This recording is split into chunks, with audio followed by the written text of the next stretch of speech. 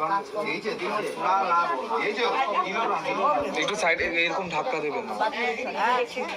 ওই জন্য পুজো দিতে আসলে বলে আমি যাবো মায়ের কাছে পুজো কি হয়েছে আশাটা কি বলে বলে? দাও, একটু বলে দাও মায়ের দয়া। আমি বলেছিলাম আমার কাজগুলো যদি হয় আমি পুজো দেবো, আচ্ছা, তো আচ্ছা। কাজটা হয়েছে বলে আমি পুজো দিতে এসেছি। কাজটা হয়েছে। কোথায় গিয়েছি? আমি কলকাতায় থাকি। কলকাতায় হ্যাঁ, নাম বলো। যখন ঘুমাই মাকে জপতে জপতে ঘুমাই। এটা কি দেখেছেন? তারপর কি দেখেছেন?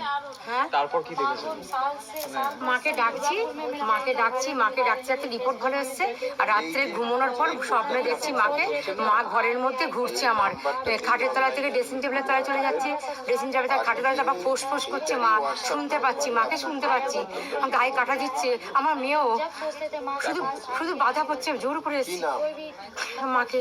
এখন ফোনে মাকে ডেকে কি আমি সবসময় মাকে ডাকি, ঘুম ভাঙলেই মাকে দেখি, রাতে যখন সময় তখন মাকে দেখে ঘুমোই, মাকে জপি, জয় মা মনসময়ের জয়।